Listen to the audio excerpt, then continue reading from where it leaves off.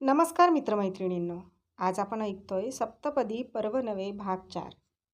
मागच्या भागात आपण पाहिले हर्ष आणि मंजिरी रिद्धीला तिच्या 18व्या वाढदिवसाला मोपेड गिफ्ट करणार आहेत आणि त्याचबरोबर तिला सत्यही सांगणार आहेत.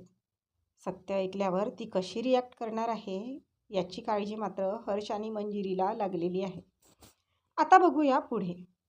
काय रे, किती उड्या मारतोस? तुला जरा म्हणून गप्प बसता येत नाही ना? रिद्धी आदूवर चिडत म्हणाली. मारणार मी उड्या, माझी शर्वी येणार आहे ना?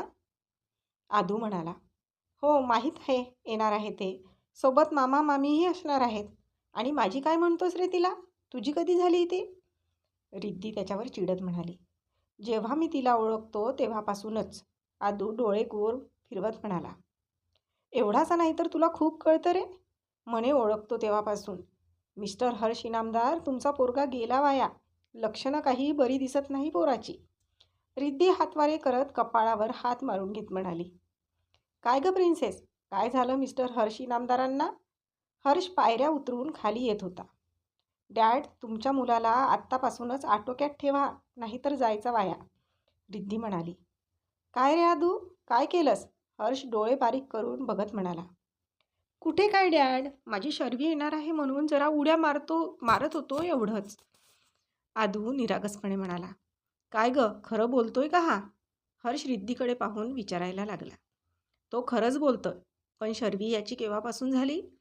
रिद्धी कमरेवर हात ठेवून म्हणाली. काय रे लिटिल चॅम्प, असं म्हणतात का?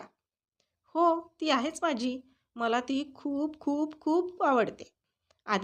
आदू छोटे छोटे हात वर करत म्हणाला. असं आहे का? मग आताच बोलणी करून ठेवावी लागेल. तसंही मामाची मुलगी आहे म्हटल्यावर पहिला मान तुलाच आहे बाबा. पण तरी विचारून ठेवलेले बरे. नाहीतर सोहम दुसऱ्या कोणाला तरी जावई म्हणून पसंत करायचा, हर्ष मस्करीच्या मूडमध्ये म्हणाला. आत्तापासून जावई पसंत करतो की काय? लेकीला मोठी तर होऊ दे, अरुंधती म्हणाल्या. मंजिरी आणि त्या नुकत्याच बाहेरून येत होत्या. नाही ग मम्मा, जावई राहू दे. आधी सून आणावी लागेल असं दिसतंय. सून? कुणाचं लग्न करण्याच्या विचारात आहेस? कुणाचं काय, एकच मुलगा आहे ना मला. त्याचं लग्न करावं लागेल असं दिसतंय. त्याने मुलगी पसंत करून ठेवली, हर्ष आदूकडे बघत म्हणाला. अरुंधती आणि मंजिरीही त्याच्याकडे बघायला लागल्या. तो मात्र आपल्याच ऐटीत उभा होता. माझ्या आदूने मुलगी पसंत केली? अरुंधती हसत म्हणाल्या. त्याचं काय, तो रोज दुसरी मुलगी पसंत करतो. शाळा सुरू असली की शाळेतील नाही तर शेजारची. मोठ्या झाल्यावर काय करेल मला तर आत्तापासूनच काळजी वाटायला लागली, मंजिरी डोक्यावर हात ठेवत म्हणाली. पण आता शेजारची पण नाही आणि शाळेतलीही नाही. त्याला मामाची मुलगी आवडली आहे, रिद्धी म्हणाली. ए मॉम, हे सगळे मला कशाला चिडवत आहेत ग? मी काही चुकीचे बोललो का? तूच म्हणत असतेस ना मला खोटं बोलायचं नाही म्हणून, आद्विक क्यूटसा फेस करत म्हणाला. मंजिरीलाही कळत नव्हते त्याला काय उत्तर द्यावे ते. कोण चिडवतं तुला? आम्ही तर शर्वीला सून म्हणून या घरात आणायचा विचार करतोय, हर्ष म्हणाला. आपल्याकडे तिला राहायला आणणार? मज्जा येणार मग. डॅड, तुम्ही किती छान आहात. आधूने सोप्यावर चढून हर्षच्या गालाचा पाप्पा घेतला. बघितलीस एक्साइटमेंट? पण बाळराजे, तुम्ही मोठे झाल्यावर आणणार आम्ही तिला इथे, हर्ष त्याला उचलून घेत म्हणाला. नाही, आत्ताच आणूया ना. मोठ्या झाल्यावर तर मी अमेरिकेला जाणार आहे, मग ती कुणासोबत खेळेल, आदू हर्षची हनुवटी धरत म्हणाला. सगळ्यांनाच त्याची गंमत बघून आता मज्जा येत होती. सगळेच गालातल्या गालात हसत होते. कशाला रे जायचं तुला अमेरिकेला? स्टडी करायला डॅड. मी मोठा झाल्यावर तुमचा सगळे बिझनेस मलाच बघावा लागणार ना, मग मला स्टडी केली पाहिजे ना, आद्विक मान हलवत म्हणाला. का, तुलाच का बघावा लागणार? आपली दिदी आहे की, ती पण बघेल. तिचं लग्न होईल ना, मग ती चिंजूकडे राहायला जाईल. काही नाही, मी माझ्या प्रिन्सेसला कुठेही पाठवणार नाही. मी तिच्यासाठी घर जावई शोधणार, हर्ष म्हणाला. डॅड, काहीही काय, मला नको घर जावई, आणि मी कुठेही जाणार नाही तुम्हा दोघांना सोडून, रिद्धी हर्षच्या कुशीत शिरत म्हणाली. मी पण तुला कुठेही पाठवणार नाही, म्हणून तर मला घर जावई बघायचं आहे ना, हर्ष तिच्या पाठीवर थोपटत म्हणाला. चालू द्या यांचा फॅमिली ड्रामा. आई बाबा आणि सोहम येतील, आता जेवणाची तयारी करायला हवी, मंजिरी हसतच किचनमध्ये निघून गेली.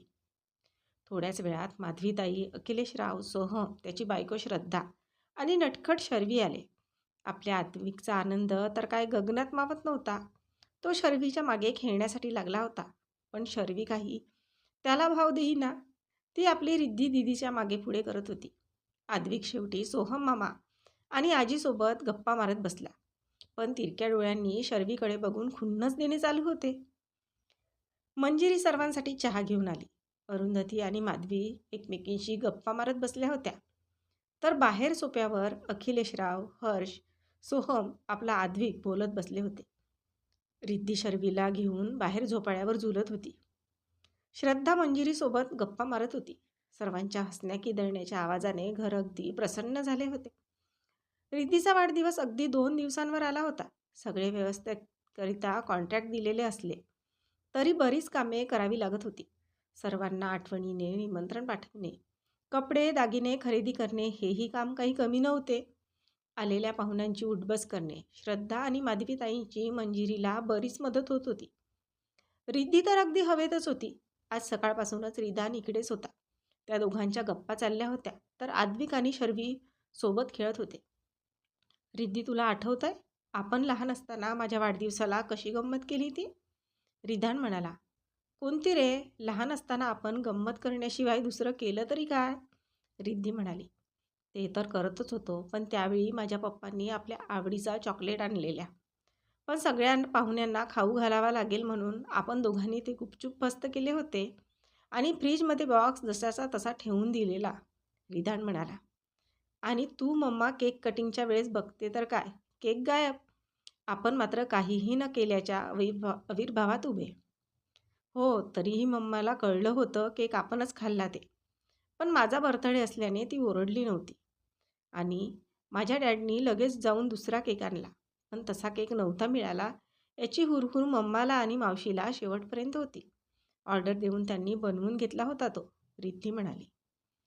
आपण पोटभर केक खाल्ल्याने आपल्याला दुसरे काही खायची इच्छा पण नव्हती. त्यावरून तर सर्वांना लक्षात आले की आपणच केक फस्त केलाय ते. दुसरं होतं तरी कोण संशय घ्यायला? आपल्यासारखे सैतान आपणच, रिदान म्हणाला. एक से भले दो. माझी आजी नेहमीच आपल्याला असंच म्हणायची. आपली जोडीच मस्तीखोर होती, रिदान खांदे उडवत म्हणाला. पण मजा यायची ना तेव्हा फार. आता कितीही प्रयत्न केला तरी तशी मजा येत नाही. मला तर कार्यक्रम आवडत पण नाही. पण डॅड म्हटला ना करायचा. मला तर त्यापेक्षा फिरायला गेलो असतो ते आवडले असते, रिद्धी म्हणाली. फिरायला जाणे तुझ्यासाठी काय नवीन आहे? मावशी आणि अंकलसोबत कुठे कुठे फिरायला गेली आहेस तू. अगदी विदेशसुद्धा फिरून आली आहेस. तरी काय देशातल्या देशात फिरतो, रिदान म्हणाला. डॅडचे बिझनेस टूर असतात ना म्हणून जायला मिळतं, नाहीतर मी तरी कुठे फिरली असते, रिद्धी म्हणाली. तू ना फार लक्की आहेस, रिदान म्हणाला. हो रे रिदान, मी खरंच लक्की आहे. आणि मला सर्वात जास्त लकी कशासाठी वाटतं माहीत आहे? मी माझ्या मॉमच्या कुशीतून जन्म घेतला आहे त्यासाठी. अशी आई मिळणे खरंच भाग्याची गोष्ट आहे. पण तरीही थोडं वाईट वाटतं. आता ते कशासाठी? मी माझ्या मॉम एवढी सुंदर नाही झाले ना त्यासाठी. ते तर होतच राहतं. हेमा मालिनीची पोरगी कुठे तिच्या एवढी सुंदर आहे? श्रीदेवीची मुलगी तरी कुठे तिच्या एवढी सुंदर आहे, विधान म्हणाला. तुझं म्हणणं बरोबर आहे. मी मॉम एवढी सुंदर नाही झाले तरी काय झालं आहे, तर मी इनामदारांची मुलगी ना. किती छान वाटतं ना जेव्हा मला लोक हर्ष इनामदार आणि मंजिरी इनामदारांची मुलगी म्हणून ओळखतात. दोघे आपले गप्पांमध्ये रंगले होते, पण कोणीतरी त्यांचे बोलणे दारामागून ऐकत होते आणि त्या व्यक्तीच्या अंगातून भीतीची एक लहर निघून गेली. तर आजचा भाग इथपर्यंतच. भेटूया पुढच्या भागात लवकरच.